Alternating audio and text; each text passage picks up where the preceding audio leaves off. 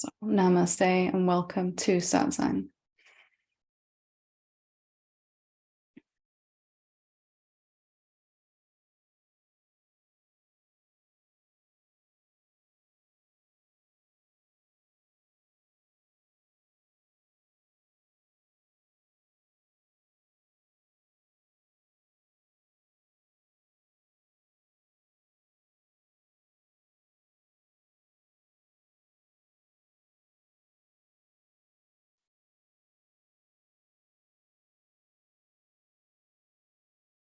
So Satsang is for the the experiential realization of truth, and what that means is it's something that we're living as. It's not a theoretical understanding. It's not even something we've read about or heard about. It's something that we're moving deeper into all the time, this lived experience of being something much different to what we have thought ourselves to be. And what we actually are is something much more fundamental than someone living in the world, as someone, a person, a mind and a body moving around, being a part of existence. What we actually are is existence itself, and that is infinite and never is born and never dies. It's unchanging, and the various forms that arise in that existence, or consciousness or presence or pure intelligence, awareness, whatever you want to call it, those forms are representations of it. Here's one of them. You've got one of them too. Everyone has a form. But the essence of that form, the essence of who we really are, is the same for every single being. There's only actually one being, and it's experiencing itself through all of these different vehicles, these different forms. And in each form, it has a different capacity to experience itself. The more complex the form, the more it's able to understand itself and its origins, as it's doing here in this satsang. And to understand mentally is one thing, but to live as that is a completely different thing. And that's what we're here for, why we gather together like this. So it's the most important thing we could be doing with our time. And I'm saying that because on my journey, there always seemed to be something that I could use that time for that would be more valuable, at least according to my mind, than to attend yet another satsang, or maybe this is your first satsang. Satsang just means to gather together in truth, to be in the company of truth, the essence of who we really are, a kind of being together and moving deeper in that truth. So what is it then? Why is it traditionally that awakening to the truth has been seen to be, or experienced to be, arduous and difficult and a long process that not many people seem to reach the end of? Because it certainly was my own experience for quite some time that I didn't seem to be getting anywhere. So I wanted to really look at this in this time we have together and see if we can shed some light on what the major delays are in this awakening.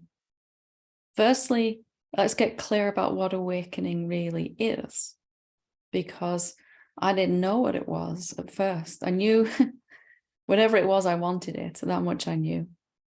And I wanted the peace and the bliss and all those things I'd heard described by people who had awoken. But I wasn't really clear on what it was. And it's hard to hit a goal that you can't see, or that you don't even know what it is. So let's be clear then. There's something about you that's already free. There's something about you that isn't suffering even now, no matter what else is going on in your life, in your mind, in your emotions, in your body, in your relationships. There is some aspect of you, the essence of who you really are, that is already free. It's not that it's come to freedom. It is really that it's always been free. And that is something fundamentally different than what most of us are heading towards. Even in our spiritual search, our seeking, we might be trying to become or move into or merge into that which is already free. So awakening, first and foremost, is the realization that you are, in fact, already free, which takes a certain willingness to set aside our other identity, what we thought we were. This is what I thought I was. Someone moving towards awakening. Someone gradually freeing themselves out of illusion and coming towards an inevitable point in the future where I'm finally free. And much to my dismay, my ego's dismay, my mind's dismay, I had to be willing to give that up, because that is an endless journey. What you are is already free, and anything else is a fiction or a delay in this process. So awakening is a seeing of who you really are, that which is already free and is always free, could never be caught, and a recognition that this remembering who we are is the other side of a coin of forgetting and remembering are two sides of a coin of experience that we have in a mind and a body. And beyond that, before that, already you are free. So that has to be our baseline, because over and over again in my own journey, I saw I was already free, either through some meditation, some self-inquiry, some spontaneous insight. I could not find, every single time I looked in my self-inquiry, couldn't find this being that was working its way towards eventual freedom. And that may seem obvious in that moment. I can't find this being. And yet every single time for quite some, with quite some momentum, I would see it and see it and see it. And it hadn't really hit me that that had to be the baseline by which I measured everything else. So what do I mean by that? I mean, after I've finished my self-inquiry, do I go back to a thought that says, how do I stay like that? How do I be this all the time? How do I get rid of my karmic patterns? How do I find more peace? And there's 100,000 tiny little ways that our mind will put us back into the future mode, into moving towards something. All we can really verify is that we're already free. And if you've had an experience of that, if you've seen that, you know it's true. If not, then there's plenty of self-inquiry videos of how to prove that to yourself on this, on my channel on YouTube, and anywhere else that you want to look for authentic non-dual teaching. Non-dual just meaning not two. There aren't two beings. There's only the one. There's a mind and a body here, but there is no separate being living in it, separate to everything else. There's an individuality of that one essential eternal consciousness, but it's not separate to anything else. That must be where we start our recognition. I am already free. There is no separate being that's trying to free itself, although there seems to be, of course. And that will give us some momentary peace and stability. But if we go right back into this forward-moving seeking mechanism, where immediately we seem to have a process to achieve. Immediately we seem to have lost what we just experienced and are suddenly thrown back into time and space and moving towards awakening. And it's natural that our mind would conclude, I've just had this, seen this emptiness, there's nothing solid about me at all. I have a solid body, but about me, not so much. That suddenly, and then next moment, I feel like someone trying to get back to that. Of course, mind would conclude that we've lost it. But right there, if you agree with that, then you're back being a someone trying to get back to the truth. A mind will sell you 100,000 reasons why you're not free already. You have to. It will tell you get rid of all of your karmic patterns before you're free. And these karmic patterns come back up with quite intense regularity. And each time, each pattern comes up after you've seen who you really are. And even before you really see. This pattern is coming back up to see if you're going to take it on as a separate being, trying to transcend it, move beyond it, solve it. Or if you're going to stand in what you've seen to be true, that this really has nothing to do with me, I'm already free. That we don't put the engine back in gear and start to drive towards some future moment where I'm free of all my patterns. What if the patterns were coming up to say, this isn't anything to do with me, and neither is this one, or this one, or this one. Even the subtle things like allowing in abundance, feeling more peace, wanting bliss. Is this true for that empty awareness, consciousness, presence, nothingness that you really are? And after about 150 times of falling back into illusion, after seeing clearly, I began to get really, really interested in what is it that pulls me seemingly back in? Why do I go back to this dream of being someone trying to free itself from illusion? And what I found in that process was that there was some kind of obsession, addiction with evolving, becoming, moving forward, achieving. That awakening was going to be the crowning achievement of my egoic sense of self. When I reach awakening, then I'll finally be good enough.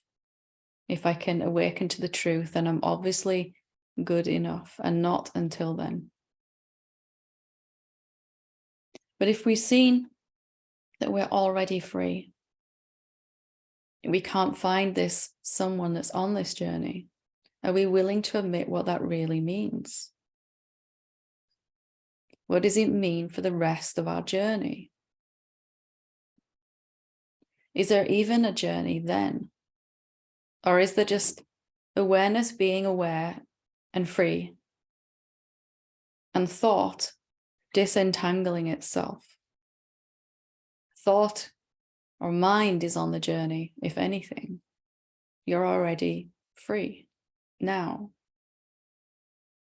So anything and everything that arises for you then, after this, after seeing, are you going to hold it up to what you've seen? Are we going to be extra vigilant then when the next karmic pattern comes up? The thought that will arise is, why is this happening? What do I do about it? Why is it here again? Or what haven't I done right about it? And it becomes a sifting and sorting. Is this true for who I really am? This very next problem that's given to me by mind, is this relevant to me if I'm already free? If I am that spacious nothingness, a pure sentience in which the mind is arising, if I am the source of the mind and that which the seeking mechanism is moving through, I'm not the seeking mechanism nor the seeker. I am that space in which that movement just keeps grinding its wheels and going forward and forward and forward. And it so loves to go forward towards some future moment. It will grab a hold of any spiritual goal to continue its forward momentum until we disidentify with it. There's nothing wrong with it. It's just that it's an endless journey, and we've been there, and it sucks big time.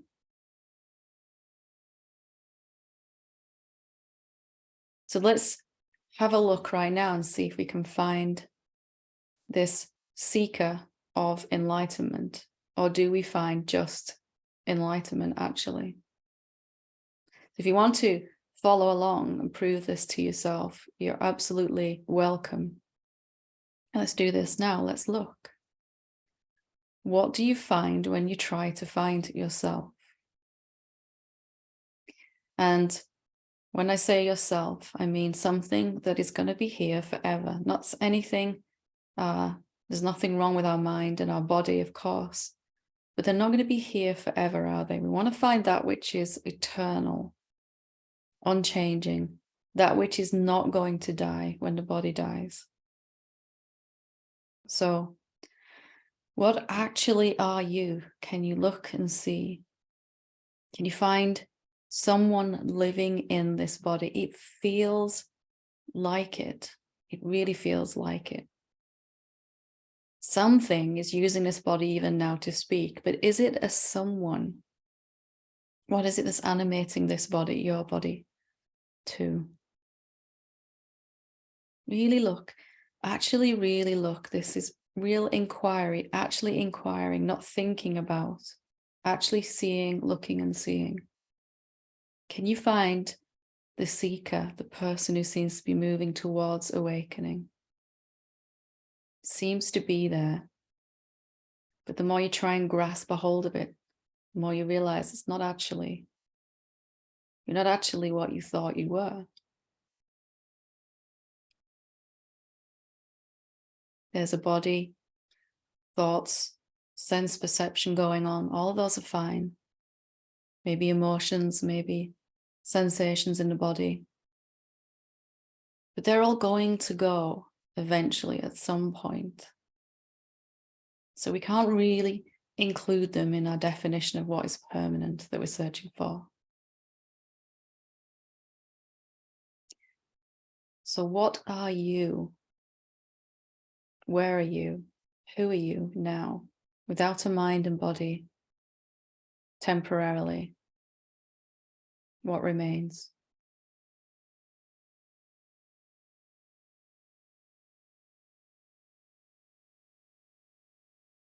When I looked like this for myself, I found nothing at all, nothing of any substance that I could call myself. I was definitely here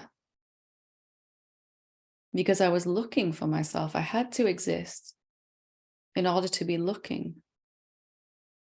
And what I found was quite surprising. It wasn't a thing. It wasn't a someone. It was empty of substance and yet full of intelligence, full of life. It didn't have any shape or form. It was that space, that consciousness, that pure presence in which forms appear, thought forms, emotions, even my body itself was appearing inside me. And maybe you see that you can't really grasp who you are. You're not a thing like your body is. Not even a subtle thing like a thought. Those are happening inside you. And they're coming and going. And you can recognize yourself as permanence because of this coming and going of the body, of the thoughts, the emotions, of the experiences.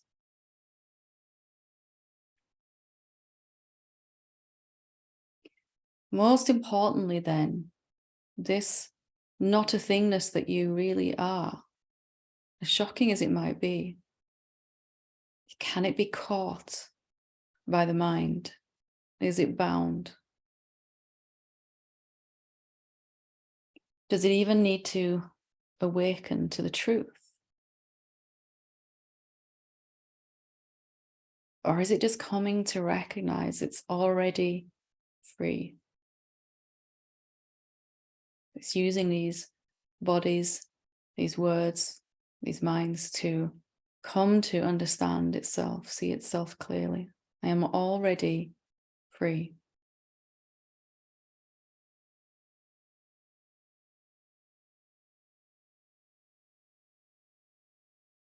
And as strange as it might be to not be a someone, it is nonetheless what's always been true. In this direct experience, actually seeing for yourself, not believing me, not believing anyone, actually looking and not finding the seeker of enlightenment and finding only the enlightened awareness already, without shape and form. This is the only thing that will make a difference. Your own direct experience, your own seeing. Seeing, recognition that I am not an object or phenomenon. I am that in which phenomena arise and come and go.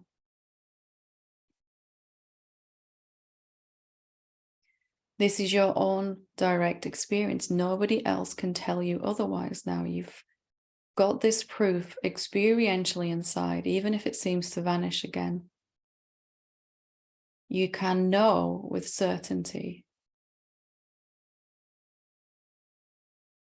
I am not that which is moving forward in time and space. That's a movement of mind. It's fine. It's going on in front of me, inside me. And now, having seen this, we need to take a stand here. This is where we need to hang out. I am already free.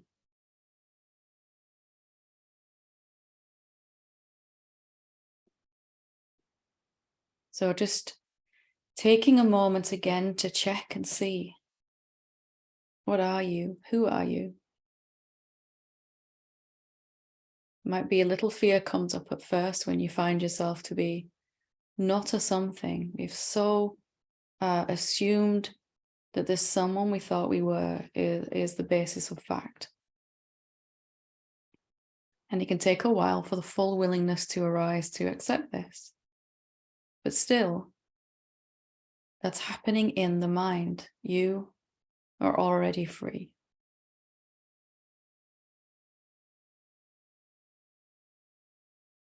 And this is better than any scripture, any teacher or teaching. This is your own experience that nobody can ever take away from you. Your own truth. Most especially, your own mind can't take away from you. You don't even need to stay like this. Even that has nothing to do with you. This isn't changing what you are, is it? It's already totally free.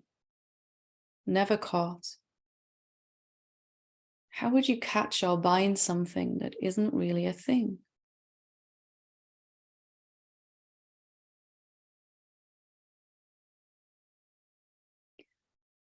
It takes the shape of a human being and then it begins to think about itself and gets confused in thoughts only. But here already, before form, you're already free.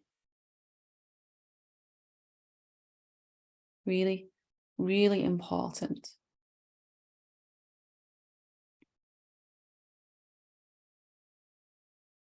And the time it took in my own awakening from first seeing this to actually living free 100% of the time was the time it took for me to be willing to stand here in this as this, where every single thing that was presented to me by the mind is my issue. What do I do with this emotion? How do I transcend this karmic pattern? How do I let in abundance? How do I get back to that place I saw in my inquiry? How do I silence my mind?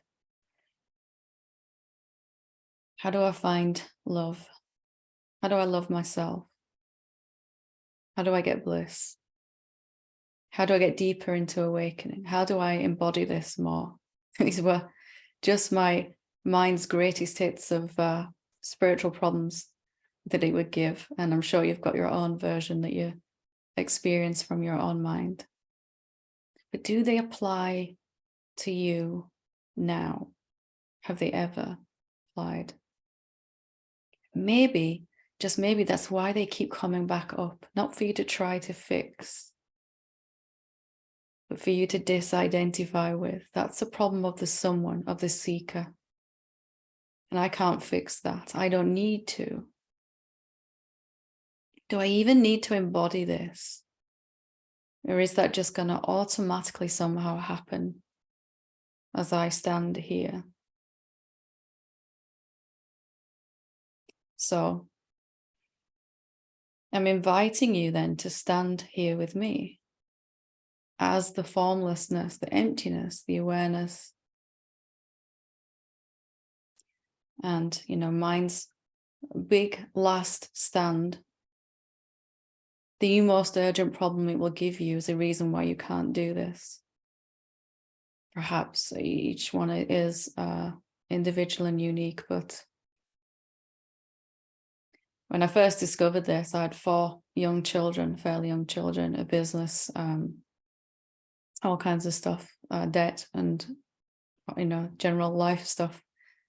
And mine said that if I stand as this, none of that would get fixed. I wouldn't be able to pay my debts, look after my children, do all that stuff.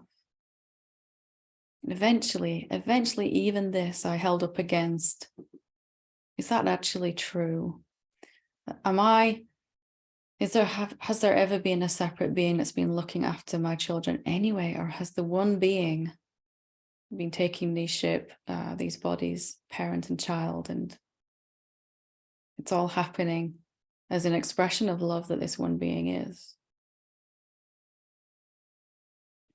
So when you're ready, you'll bring every problem that's presented to you to this place. Does it apply here now? This is my absolute. This is my ground zero. This is my north on the compass. This is my home. This is not that I've arrived home. This is home. I am home. Home is what I am. Free already. And I'm determined, really determined, more so each day, to stand here. Stand as that which is already free, not in that, but as that. Because it's the only thing we can prove. Every single time I've looked for the someone that I thought Helen was, haven't found her still.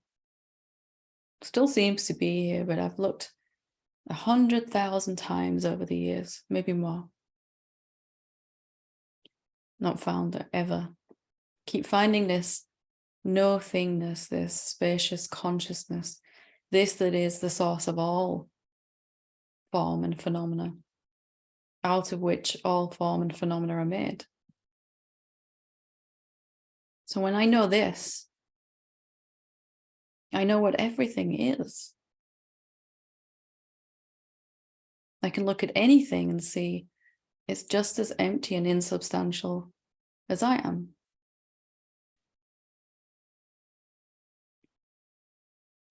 Can you die now as this? Can you get sick? Are you going to grow old? Do you have any karmic patterns? Do you have any problems at all?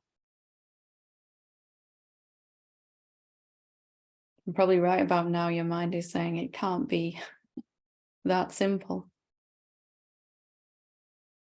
And it is that simple, but that's perhaps one of the hardest things for us to do, is to stay here in the realization of what we've directly experienced is true, rather than what we think, what mind thinks is true. It's easier to stand here if you realize that your mind cannot perceive what you've just experienced about yourself, it will always think you're a someone, because that's all it can do, think. It can't directly experience.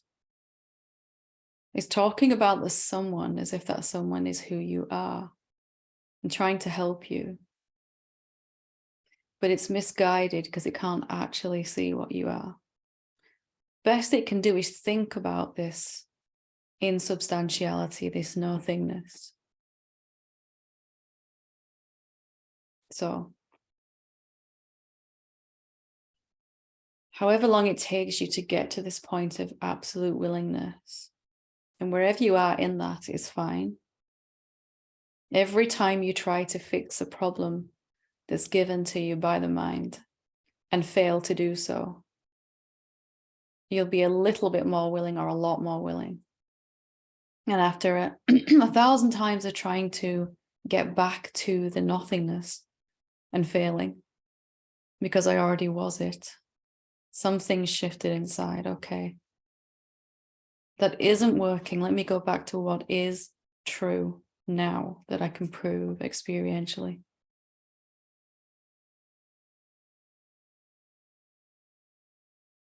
So I'd urge you to hang out here as often as you can. And even when you can't, remembering, there is no work for me to do as this.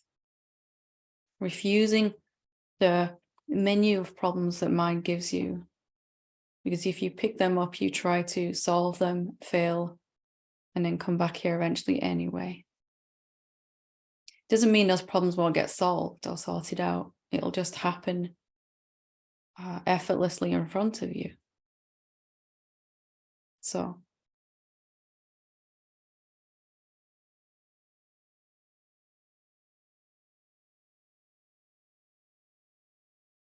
this is where we're all going to end up anyway, standing here. All that remains to be seen now is how long it takes each individual to come to that certainty, that clarity, that conviction or determination. I hope that's now. And if not, you have endless time in which to do it. Perhaps not in this body, but in the next one, if not. I don't know about you, though. By the time I got to this point, I'd pretty much had enough of suffering or thinking I was suffering. Okay, so I'm going to read a couple of questions that have been sent in, and I'll take up to 3 or 4 people live. If you want to put your hand up, I'll come to you after I've read these couple of questions here. Dear Helen, thank you for the wisdom you so freely share with everyone. Your voice and words are like a mother's warm embrace, letting me know that all is well. Thank you. Being a newbie to your teachings, I'm beginning to spend more time in inquiry and contemplation and meditation for that matter also. Presently, I'm questioning what the body really is and if it can be affected by outside elements, i.e. the sun. In one of your responses to someone, you said, nothing can hurt this body because it is empty. 4 years ago, I had a cancerous spot removed on my face, and recently I had a spot removed on my back. It appears that there may be another. I was and still am a sun lover. Honestly, I don't spend as much time in the sun because of my now fearful thoughts about the damage the sun might cause. Sometimes I feel the spots are a wake-up call to go deeper into the truth of what I am. When I have asked the spot what it is trying to tell me, not good enough and not safe come up. And yet I seem to be stuck on how to go deeper. I so want to be at peace and free of the fear that seems to put me in the thought of victimhood. And there is also a part of me that feels guilty for mistreating my body when I've been given this body to go through life with. Would you please, excuse me, would you please enlighten my small self so that I can remember my big self with gratitude, love, and laughter. So if you see that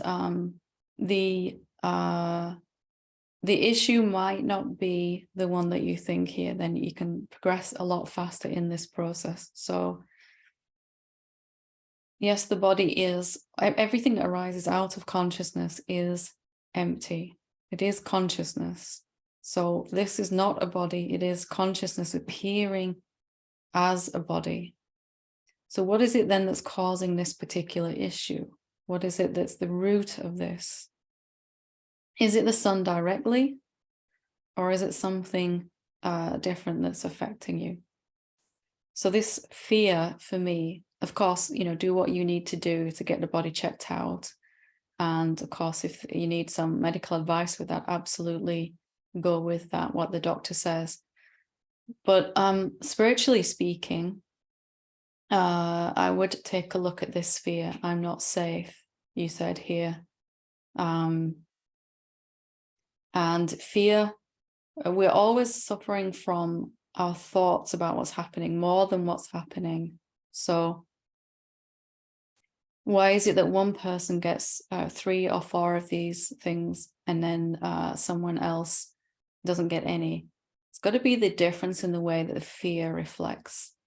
So something happens to our body that makes our body seem at risk, and then we feel unsafe. Mine says, I feel unsafe because of this thing that's happening to my body. But what if this thing that's happening to my body is a reflection of how I'm feeling inside?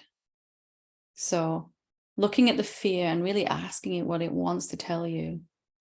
Here you've got to the root here. I feel I'm not safe. I don't feel good enough and I don't feel safe. Now asking, is that actually true? And again, that's a way to stand here in what we've seen in this particular inquiry, or in any inquiry you do. You do this self-inquiry, try to find a someone, don't find it. Then apply this thing here, this problem. Mine says, you're not safe. You have to find safety. Okay, is that true for you now, given what you've seen about yourself? If you are more like the space in this room, than any object in it, are you actually unsafe? Do you even have to find safety? Could you ever be unsafe? And let's look at the other one, not good enough.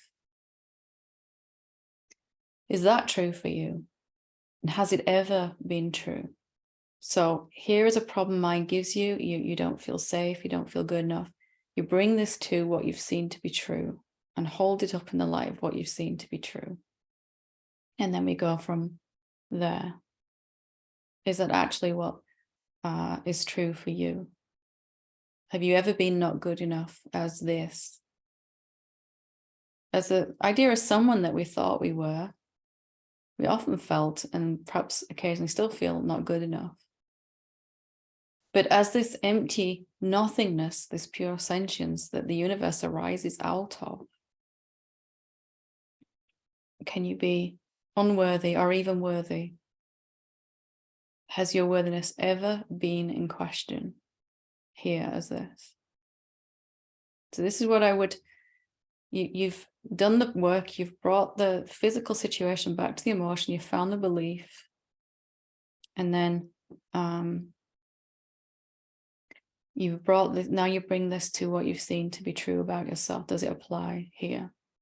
For me, victimhood was a place I liked to hang out for a very long time. If I could be the victim of something, even my failure to awaken, then I didn't have to finally admit that I was already free. I could get to be a person for a little while longer, pretend to be at least. And of course, I didn't want that on some level, but of course, I did want that on some level. Some part of me is already free and is totally obsessed with admitting that. Some part of my thought structure in my mind and my body is really quite obsessed with staying with these ideas of being a someone. So what does victimhood give you? Do you get to still be a someone? Do you get to still try to prove your worthiness, etc.? So are you willing to let go of that? No, you are. Just, it doesn't apply to who you really are. Rather than finding yourself safe and worthy, you find that those things were never in question, ever. Okay, so let me answer one more quick, and then we'll come to the 4 hands that are up. Hi, Helen. Love these satsangs. Assuming there is no journey, is awakening also seeking? Is awakening also seeking? So if there is no journey, I'm already free. Is awakening itself part of that dream? Or what is it? Is it illusion? Well, it depends where you're looking from, doesn't it? Awakening is happening, but it's really happening to the consciousness recognizes itself instantaneously the first time it looks, really looks. And then however long that takes to permeate the mind and the body and all of our human existence is the kind of awakening, isn't it? There's a seeing, and then that comes down into our lived experience in an everyday way. So the awakening isn't really a seeking. It's more like we're awakening from the dream that I have to do this awakening, that I'm this seeker moving towards awakening, or that awakening is at the end of some kind of journey. That's the seeking mechanism, isn't it? It's not here right now, says the seeking. It can't be here right now. So as I stand in this, that I'm already free, I have to let go of the delusion that I'm moving towards it. I can't hold on to both at the same time. And that's what the dream is, the illusion, isn't it? I'm gradually moving towards freedom. You can't hold on to that and already be free. So awakening occurs spontaneously, or there's no being doing it, it's just happening, or it's the evolution of consciousness when it appears as a human being, or it's happening accidentally, spontaneously, whatever one of those you like best. Okay. So Lena, when you're ready, we'll start with you. Hello everyone. Hello dear Helen. How are you? Very nice to see you. Good to see you too. It's while you were talking, a question came into my mind. So, and please correct me if I'm wrong. So we are awareness. We are never born, never die. We always here. We are creating, always evolving. Okay, where we were on this planet billions and billions years ago, because before it was nature, then it becomes first animals, and then we appear here. Thank you. Could you be a little bit more specific about your question? Yes, so billions years ago, humans being born on this planet, we weren't here. The first appear nature, and after plants for the first, then there who were other animals, very basic appeared in water or whatever, it's not important. So then was animals, and then humans appears here. So, and if we are always here and we are always everywhere, where we were, why we weren't in our forms as we are right now? Well, there's always been forms. Even if you think of the first subatomic particle that was ever, whether you think of the Big Bang at the beginning of the universe as a one-time event, or as a ongoing act of creation, then there's always been forms. The only thing that's changing is the complexity of those forms. So first just gases, liquids, condensing into solid rock, becoming planets. And could I ask for no more hands up now, please? Thank you. And then those forms become more and more complex. They evolve into single-cell animals and single-celled life forms rather, and then fish, reptile life, etc. We know that's a progression of form. Mhm. So we've always been here, even in just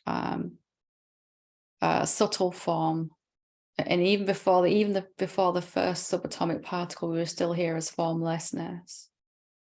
So always here. The only thing that's changing is the way and the complexity of the appearance of those forms. So it's basically we were nature, we were animals, and we become humans. Yeah. Beautiful, beautiful. Thank you so much. And let's And expand that even bigger, because then we tend to, as human beings, we tend to be obsessed with this planet. You know, we are the whole universe. There's only one being appearing as the whole universe. So plenty of forms there to have a go at, you know, galaxies and galaxies and galaxies that we could spend lifetimes exploring as human beings. But there's always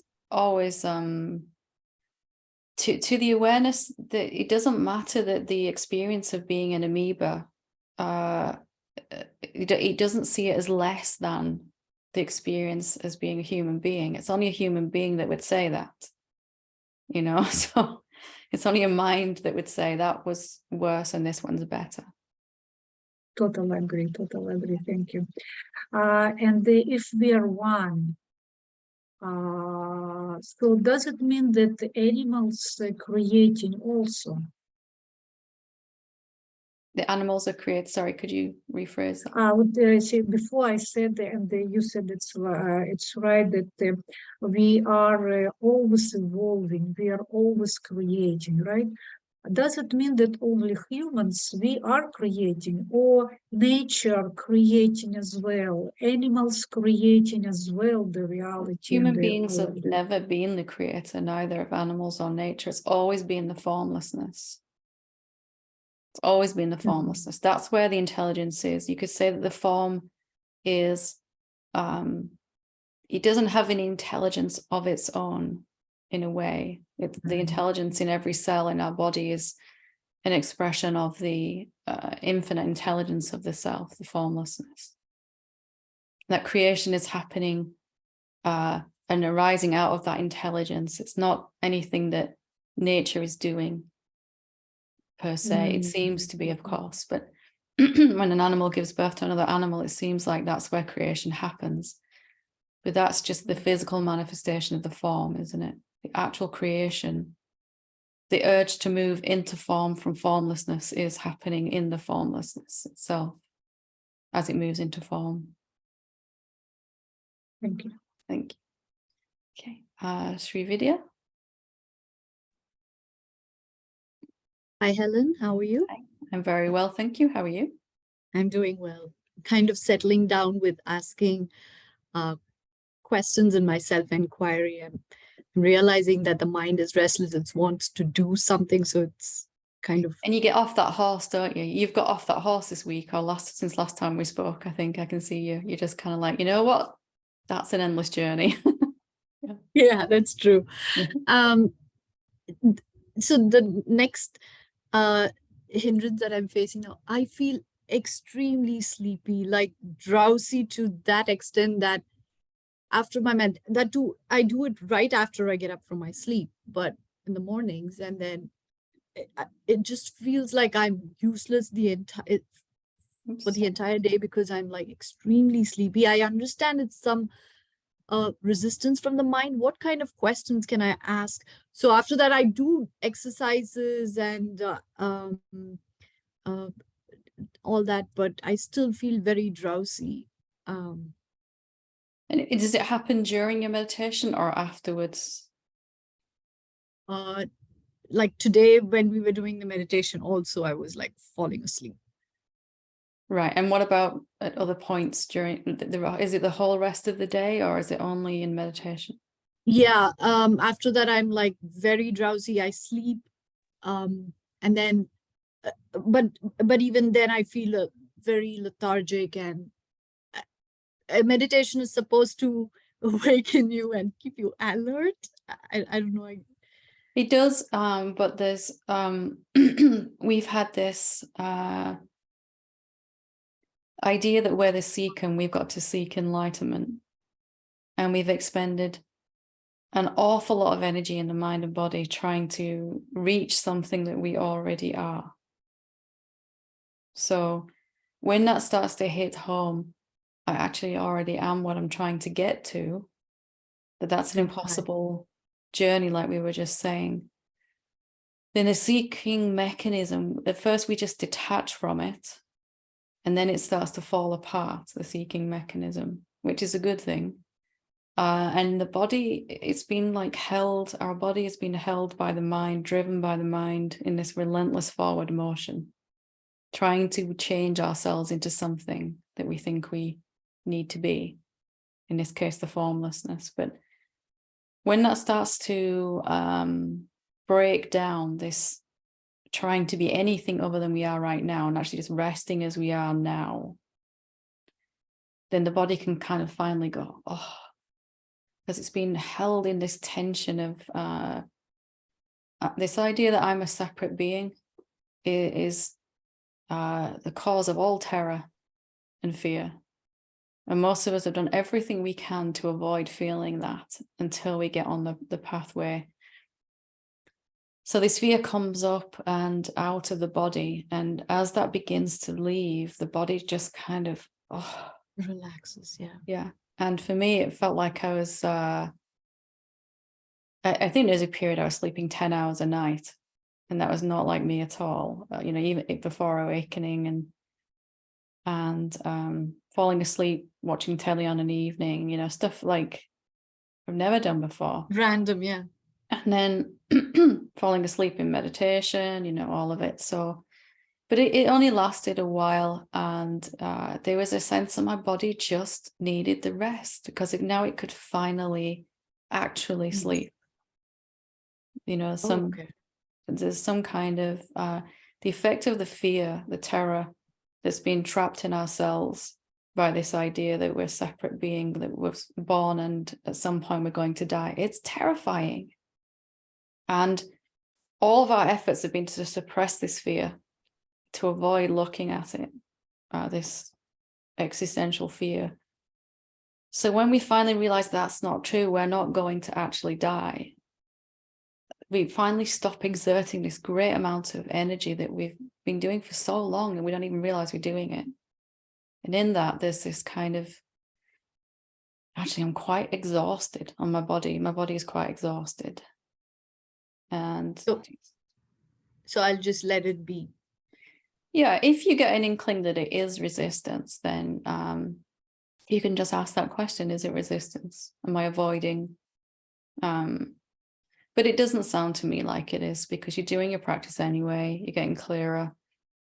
And it's no coincidence that this tiredness has come upon you after you've really started to see what's true. It's who knows how many lifetimes, imagined lifetimes, we have been traveling towards some future goal, trying to find happiness, peace, and safety. And when that finally comes to a stop and realize peace and safety is right here, right, something, this heavy burden of trying to find the impossible, you can get a sense of it, right? I mean, I enjoy the sleep. I'm not complaining, but sometimes in the middle of the meeting, I'm like, I don't care. I'm just going to sleep, and I just can sleep and it's very, very deep sleep. So when I get up, it's really very restful. Yeah. Yeah.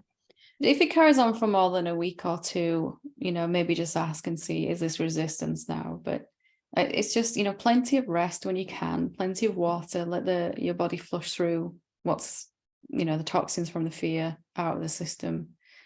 Some yoga, if you want to, if you feel moved to, just gentle stretching, anything that's going to move the body and help. Fresh air, nice walk in the sun if you can, sunshine, that just all help. Okay. I do walk in the evenings about 4 kilometers. I walk every day, but I get your point. I'll stay with that. Have you tried astral body travel? Is this true, this concept of astral body travel? We're all doing it every night. We just don't realize, we don't remember. So Can you share some experience there? that's a very big question. Could you narrow it down a little bit? So just to help me. What is the purpose? What does the soul do during the astral travel? Does it, because I've taken up a few pranic healing courses, and my guru used to say it travels out of your body, it goes and helps somebody who is in need, and then it comes back to your body.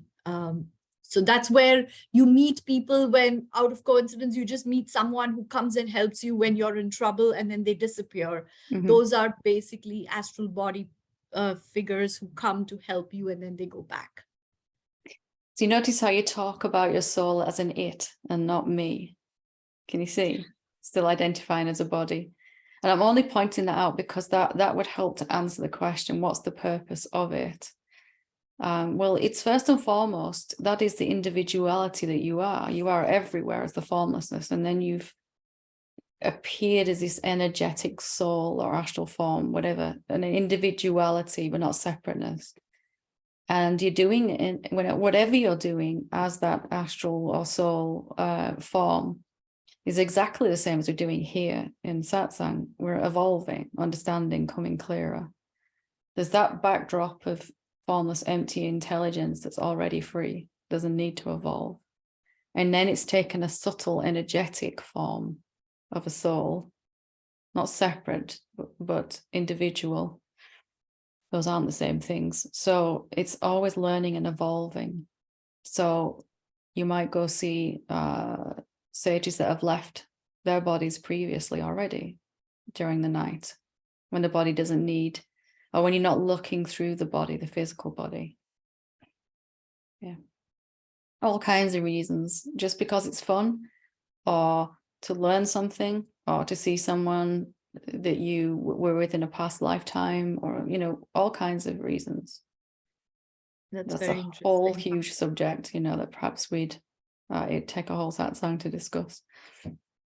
Maybe one of the satsangs you can help us with one It's of your more- stories. It's more about remembering, being willing to remember what's already occurring than learning to do it. We have such bias against everything that's not physical that we remember what happens in a waking state more than anything else. And we say that what happened outside of the waking state is a dream or unreal. Can you get a sense of it? It seems less important, less real. Thank you so much. Thank So- you for helping me out through this journey, and all of us. You're welcome. Thank you. Thank you for being willing to do it. Okay. Thank you. Okay. Caro. Hello, Helen. Hi. Thank you very much for everything. Thank you.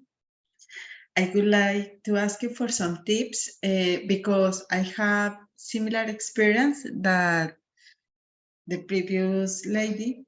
And for example, when I want to do my meditation, I feel if I close my eyes or not, I feel like straight to take me off of the meditation, like it's something very heavy that I can be in the meditation. I feel that something is there that I can relax. So does this apply to you? Can something distract you? Can something carry you off? Yes. Yes. Really? As the silence, the stillness, the consciousness, can something distract you? So here's where we need to, here's the next problem that mind's given to you. And here's where we need to really look at it. Is it actually your problem? It seems to be. So if I am the silence, the consciousness, the peace, the stillness, am I the one trying to, am I distractible? Am I changing?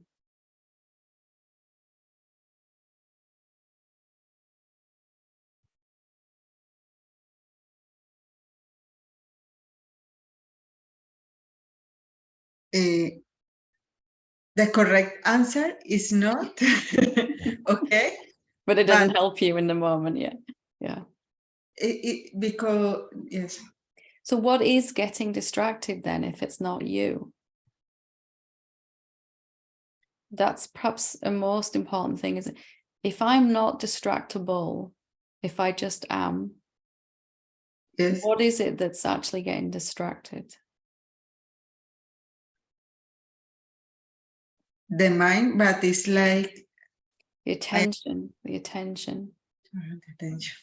I sit down to meditate, not to become the silence, just to recognize the silence that's already here.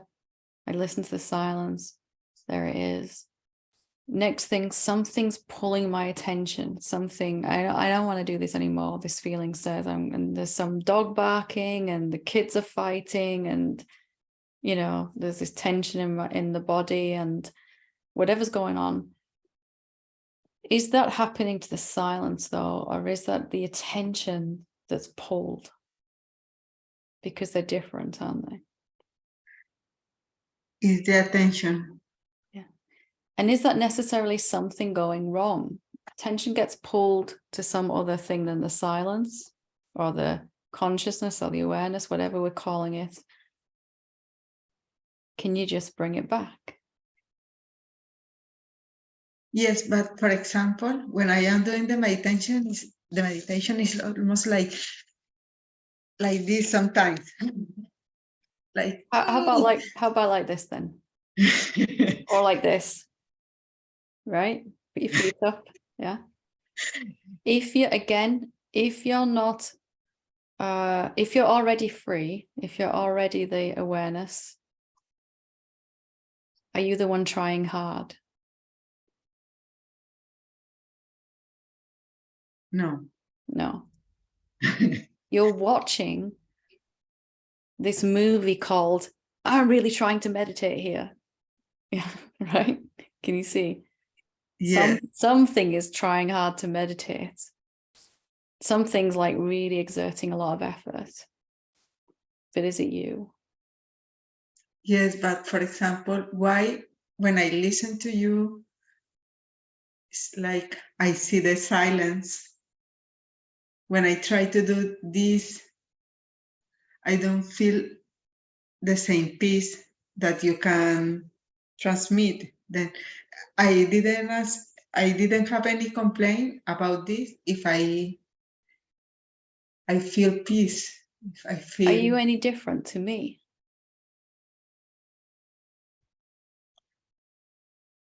The correct answer is no. Yeah, the factual answer. But actually, yeah, in my experience. Yes, you know. But I'm not just being like, I'm not just avoiding, I'm actually saying that this is exactly where we've been saying in Satsang tonight, right? So if I believe that I am anything other than the infinite silence already, I will feel disturbed. Could you say again, please? If I think that I am anything other than the infinite silence already, already free, awareness, consciousness, whatever you call it, I'll feel disturbed. My mind and body will be disturbed. And then I'll seem to have to make an effort to get back to that silence. So if I know that I am already free and my mind and body are still disturbed, what do I need to do about that?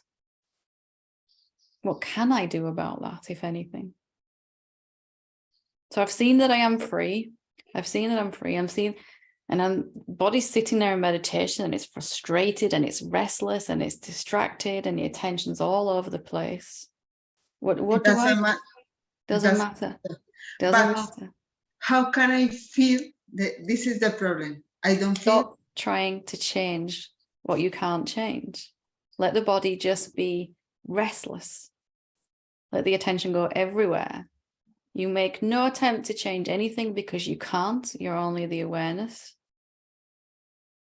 Instantly, the body will feel peaceful. The body is reflecting the idea that you need to do something about this. or that you even can do something about this. Mine goes, that ain't gonna fix it, but actually it really is. It really is the only thing that fixes it. And the best meditation I ever had was where I just I couldn't even sit still. My body was just like really, really restless, and my mind was just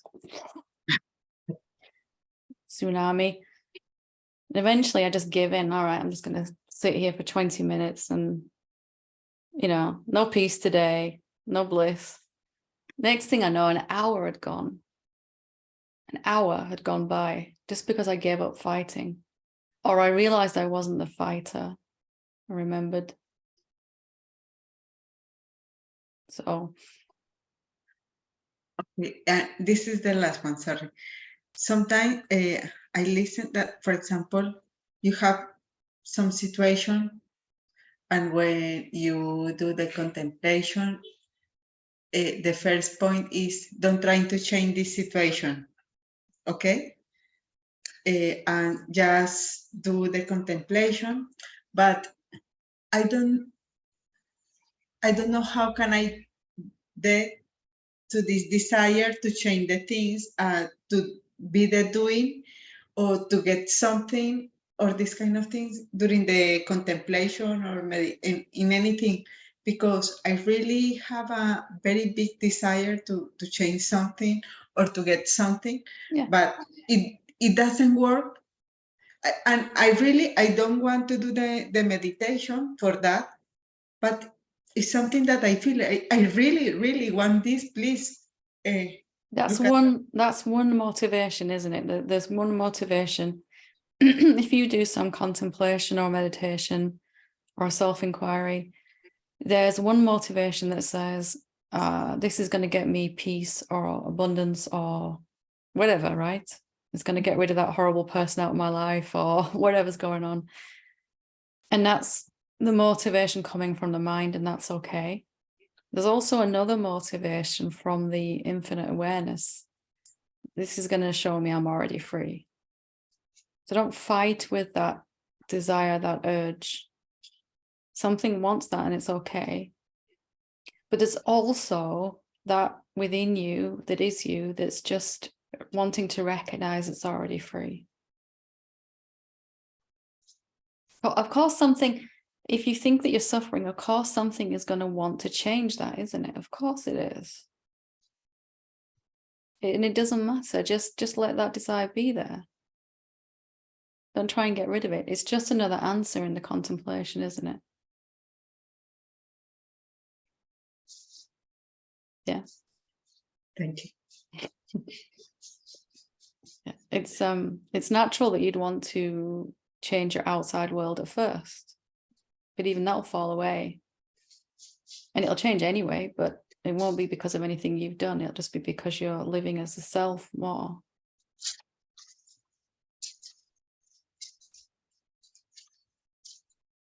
Anything that arises in contemplation is just another answer, even this desire. Yeah. Okay. Thank you. Okay. Last but not least is Terence. Hi, Helen. Hi. Nice to So meet you. nice to meet you. Yes, this is my first time in your satsang, although I've watched welcome, a ton of your videos. Welcome. Hi. Glad to have you here. Thank you.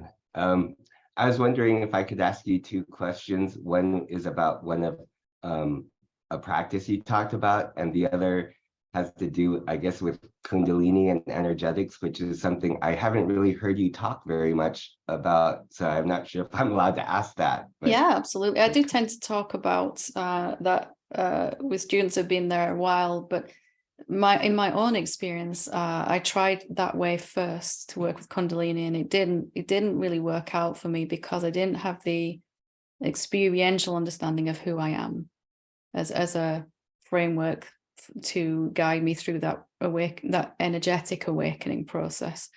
So you're obviously here because you're getting deepening in that non-dual understanding. So absolutely, yeah. Ask Okay. anything to do with awakening. Yeah. Great, thank you, thank you. So, so I guess the first question has to do with the practice you were describing, where you were saying, well, look at an object, but pay attention to the space around the object. And I don't know how to do that. And I'm trying to do that, and I'm not sure. And then sometimes I'm not sure, am I doing it or am I just imagining that I'm doing it? And is there a difference?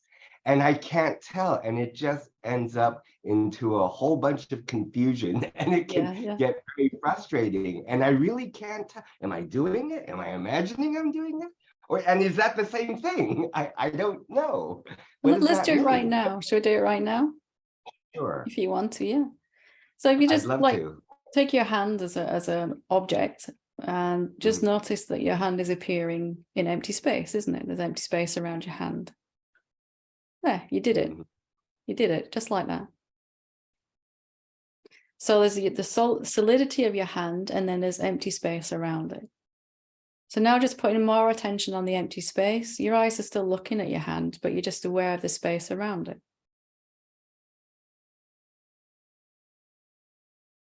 Including the depth of the space, or like, is this, I kind of get confused. Whatever. Two-dimensional or three-dimensional? Don't worry about that so much. Whatever happens there, just, okay, all of these objects in the room that I'm sitting in, there's space around it, right? All of them, your body being one of them.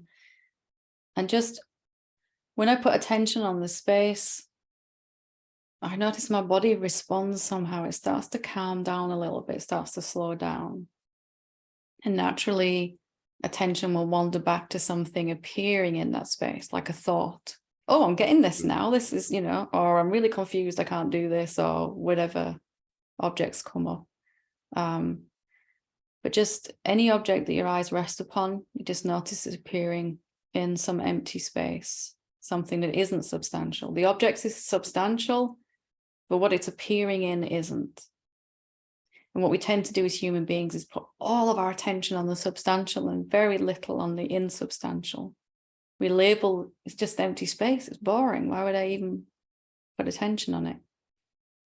But what if in awakening we're doing a 180 on that? Maybe the empty space is not really what we thought it was. Maybe it's something really quite amazing that we've been overlooking.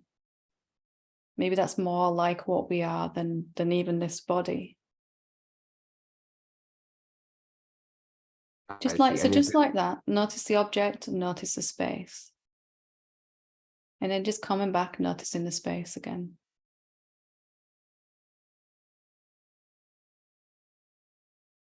How does your body feel when you do that?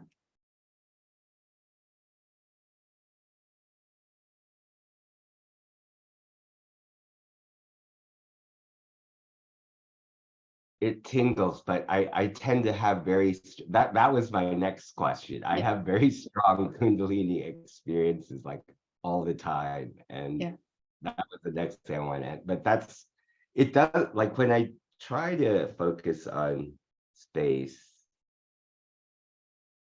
You can't really see it with your eyes, can you? Because it's invisible space, but you do know it's here. So that's a kind of a knowing, isn't it? A different kind of seeing. It's a knowing. It does exist. It's here. I can't see it with my eyes, empty space. I can't grab it with my hand, but I do know it's here.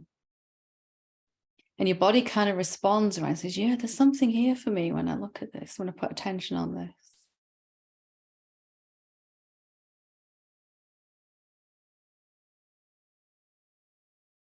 Is it the same attention? I guess it would be the same attention that you like if you were experiencing energetic sensations. It's that same attention, right? And so attention has two modes of being, you could say. Attention can look at a thing, so it can look at a something, or it can sort of open up and recognize something that isn't a thing, something insubstantial. And mostly we only really use this focus to focus on something, usually our thoughts. Mhm. So we're just kind of learning to notice that, which we can't really, space isn't over here or over there. It's just kind of continuous. It's not, you can't point to it in a particular place, can you? You can't say it's this big. We're just kind of recognizing I can put attention on the emptiness around me, but I'm not doing that in the same way as I would do it with an object. Like I'm learning to let my attention rest in this open mechanism, which feels very, very nice the more you do it. But when I do that, I also run into the question of, well, am I projecting the attention from here to here, or is it already here? Like when I was doing on the hand, and I can't seem to answer that or detect it, and I wonder, is there a difference? And then I get very confused also. So if you can't see, you can see your hand with your physical eyes, right? That much we know. There's a vibration of light coming from here to here, and it's been understood in my brain, and my brain says hand, that much is. But if I'm looking at the space around my hand, am I doing that with my physical eyes? There is some deeper faculty that's recognizing that. Can I see something that's invisible with my physical eyes? Is that even possible? Yeah, and that's where I get confused. That So gets very confusing. that's a good thing, though. The confusion is not necessarily a bad thing. In fact, I get very excited when someone gets confused, because it means what we think is true is shifting, right? It's not familiar. So mine goes, oh, I'm confused. It's a bad thing. But if I'm not looking at the space with my physical eyes, how am I doing it then? When I explore that question, how am I recognizing there's empty space here, but I can't see it because it's invisible? How am I recognizing it then?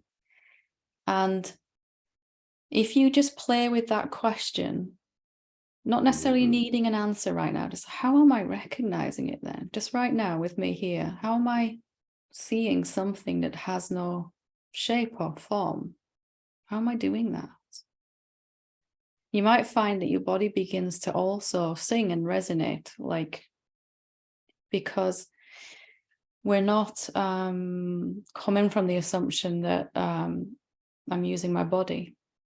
What we're beginning to recognize is something already beyond the mind and body is recognizing that which is beyond the mind and body. It's recognizing itself. The emptiness is recognizing itself. And you don't have to have that understanding up here just to come to the recognition I'm not using my eyes or any part of my body actually to recognize the empty space. With this form, I can see forms through my senses. But that in which the forms appear, how am I recognizing that? Instead of that being a question that you really need to find an answer to here, can you feel there's something really nice about just exploring it? Like not having to find an answer in the conventional way. Something starts to slow down a little bit, like maybe just the question, how am I doing it then? How am I seeing this? Something's going to start to slow down and it'll just become more and more obvious as you sit with this question. It's recognizing itself. Only the invisible can recognize the invisible. That'll just get clearer and clearer just by staying with that question. And you're recognizing this without the use of thought, obviously, right? Yeah, it's like a knowing, isn't it? It's like if I ask you to put attention on the empty space, it's not a thought process. You don't have to think about it. You just know there's empty space. You just know instantaneously. Before thought, you know it's here.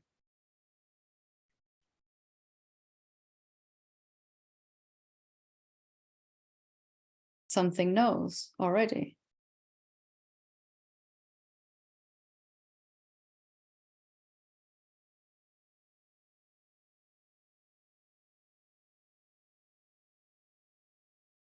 I'm not sure. It's okay. It's okay.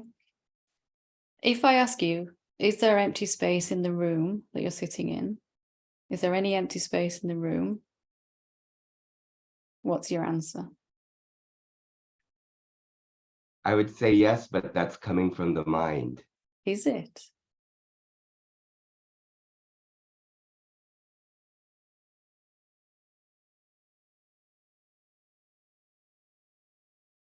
And I'm only saying this to point I guess out. that's an assumption. I guess Yeah, that's an exactly. That's assumption. what I was just going to say.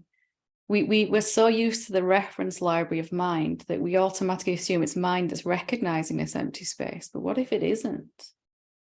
Like, if you accidentally touch something hot, you pull your hand away immediately. You didn't have to think. You didn't have to go through the thought process. This is really hot. Should I move my hand? Yes, I'm going to move my hand. And then your hand moves. Something knows instantaneously before mind. This is really hot. You know what hot is. So there's something about you that just knows, and it's that knowingness that's recognizing itself. It's this habit to accredit everything to the mind, isn't it? That you're sort of really starting to see here.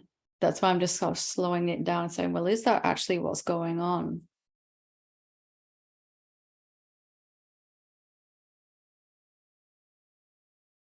I have a very difficult, like it's easier to detect sort of the gross verbal thoughts, but like the non-verbal implicit assumptions as thoughts, that gets so hard. It's so subtle and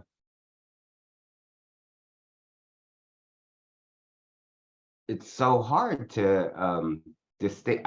I didn't. Is it the degree of subtlety that makes it so difficult? I mean, it's hard to tell.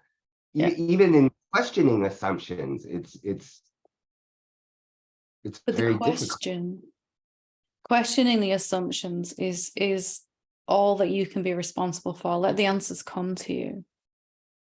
You just find out the most important, like the couple of those most important questions we've identified here in this time that we've been talking. Is it actually my mind or my body that's recognizing this? Actually, maybe that's the most important thing, and the answer will come to you by itself. Maybe you're not even the one that's responsible for the answers, more like the question is most important. If I can see what I've assumed to be true, then I can challenge that assumption with a question like, well, is that actually what's happening? And then I'm wide open for insight and epiphany then. You know, aha moment, like, whoa, I really was believing my mind was doing this. That's all we need to do, is just create a little gap where I'm not believing that assumption just for a moment. And then we can have an insight or something. Yeah, so sometimes there does seem to be some brief gaps where there's some sort of weird kind of questioning going on, but that also makes me, I mean, this is well, I guess the next natural question is so as you've led us to start questioning our thoughts, I also get confused because I'm questioning the questioning thoughts. So I'm believing thought that's saying, well, is it really true? Because like that's one of your favorite, is it really true that this is, so I'm believing the questioning, but and maybe even the answer, or if I get a non-verbal answer, but in general, as you're starting to I guess you're trying not to believe any of your thoughts. It then can get very confusing when you start going to inquiry, because inquiry is also a thought. Well, thought asks the question in inquiry, but it's your real self that gets the answer, that is the answer. So mind will try and answer any inquiry with its thoughts. That it's natural, and it's gonna talk about the spiritual practice that you're doing. That's what mind does. But you can only ever control whether you're more interested in the question or the answers. So if I want to find out what's true about me, that can be my north on my compass, right? That can be my most important thing. That can be the direction I'm sticking to.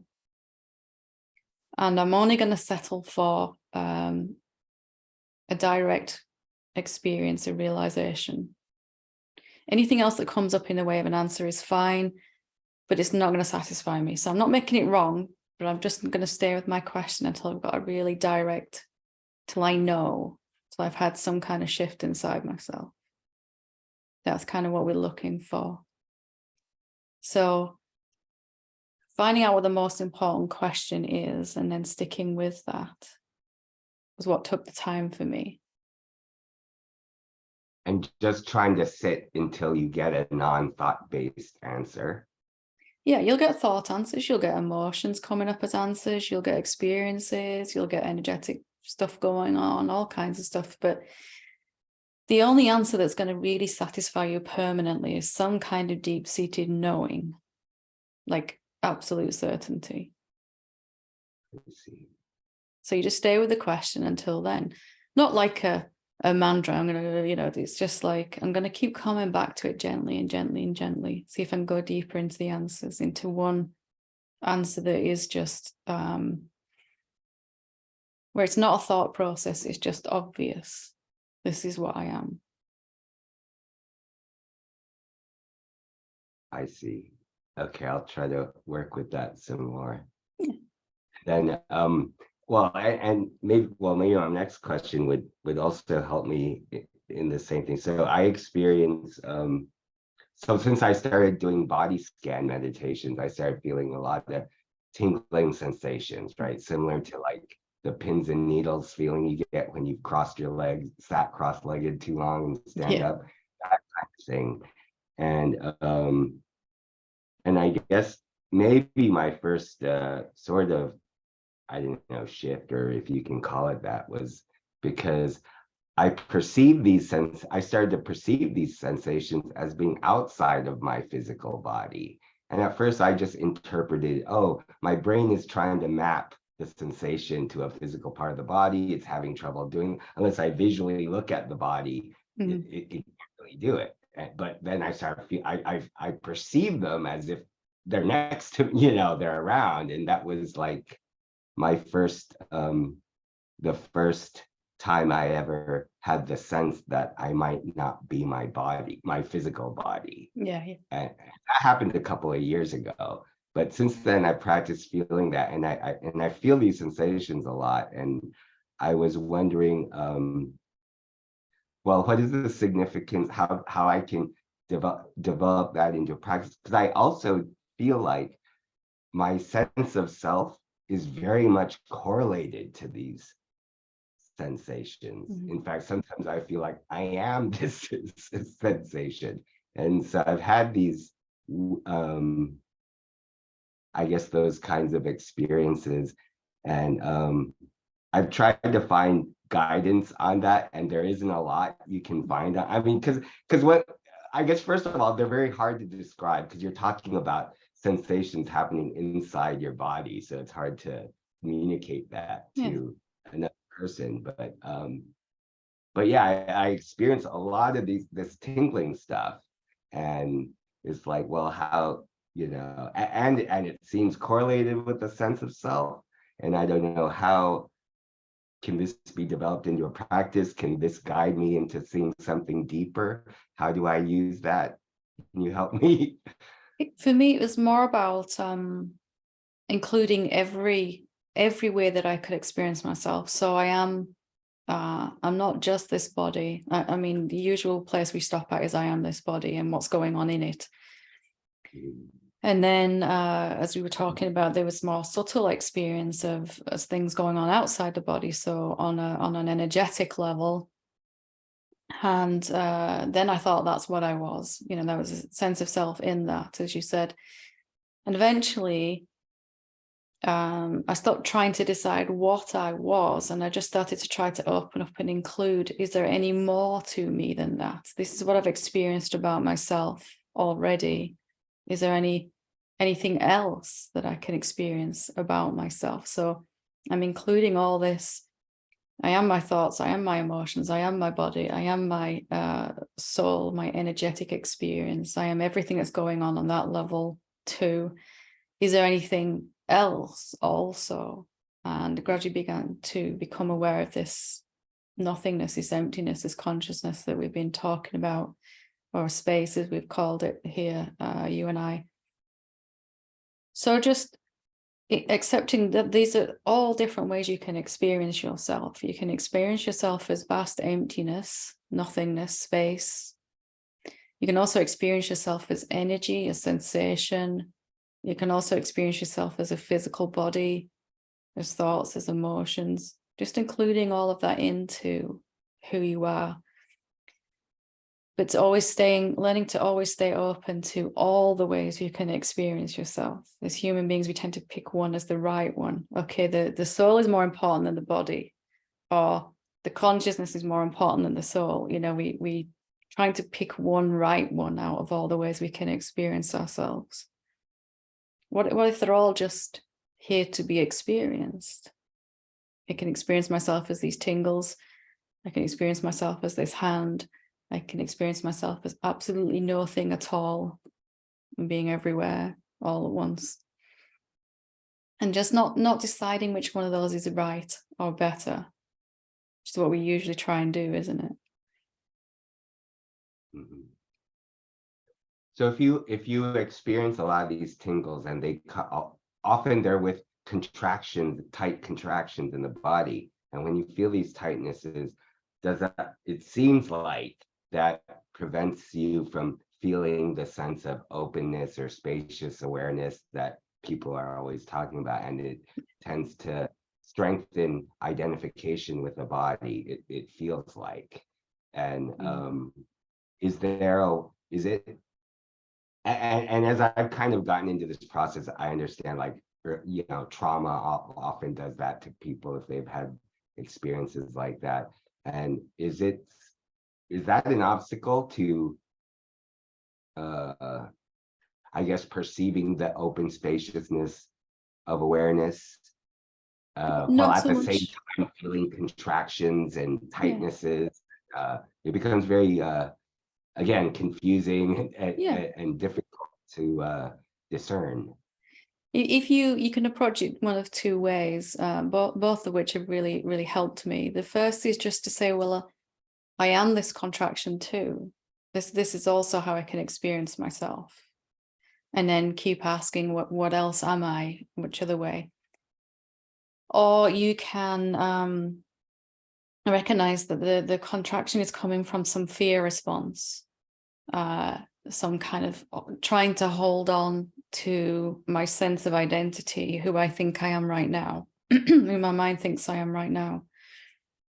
And we're trying to hold on to our identity as a person because we think we're going to lose that.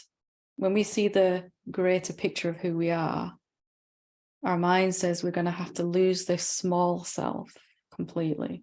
We'll pick this one or this one. So of course that's terrifying for the mind, because this is all it's known, this version. But what if that isn't true? What if nobody's going to try and get rid of this at all? You're just also upgrading. Oh, and I'm also this too. So if we look at what the fear is actually about, it's usually that, for me, it really came out strongly that I'm going to lose something in this awakening. I'm going to lose my small self. I'm not going to be able to just be Helen or something like that. There was a deep fear of loss or death of my small self and all those things that I'd read about. And it really wasn't like that. It's only the mind that would think that I have to pick one or the other. I can experience myself as a someone and know it's not true. And I can experience and know that I am emptiness, formlessness, consciousness. And I'm here in this body to experience both of those. While this body lasts, I can experience both of those. I don't have to pick one or the other. And that my small sense of self is just nicely existing inside the great consciousness, like it's always been. And nobody's ever going to ask me to pick one or the other. That's just a thought that's arising in the mind. Because mind likes to say, which one is it? Is it small self or big self? You know? And the big self says both. You're both of those. There's nothing for you to lose even. So as we come to understand that, we realize it's not going to cost us or sacrifice anything really in that same way that we thought it did, and the fear begins to diminish. So, but when you're when you're doing an investigation like that, and you're asking those questions, so you're not saying that to you're not questioning yourself mentally with thoughts, right? Is that right? You're just somehow perceiving that, but without the use of thought? well, you've only got thought, haven't you? Thought is the question, right? That's I mean, all. that was my biggest challenge. I don't know how it was realizing I don't know how to investigate anything without thought.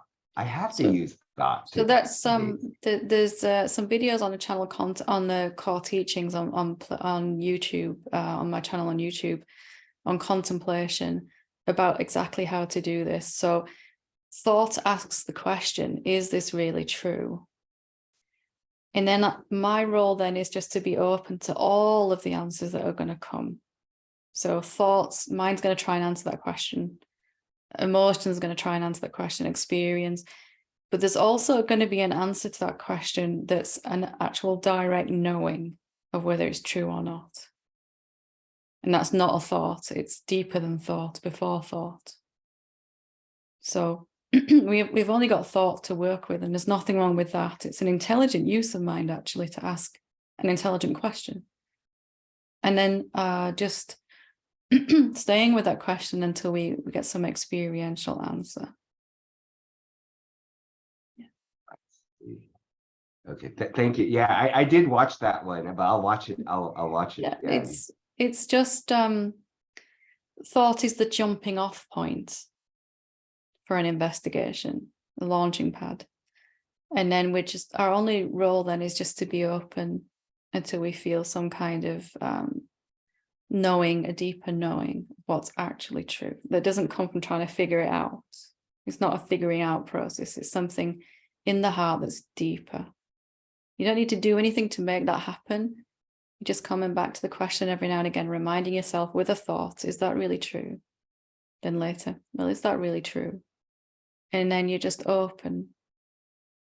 And there's some peace that comes with that, which is more, peace is the evidence of the knowingness. It's not true. I am safe. I am safe already. Something like that. Have a watch of it again and see where you get with it. And yeah. There's nothing wrong with thoughts, though, right? I mean, yeah, the crazy insanity of mind that goes on endlessly about something, but using thoughts like this is like perhaps the highest use of mind. I see. Okay, thank you very much. Thank you. You're very welcome. Very welcome. Wonderful. Okay, so we will leave it there for today. And thank you everyone for the questions you sent in and for asking today on the session. Very brave sharing. Not always easy to do, so I appreciate it. Thank you. Namaste.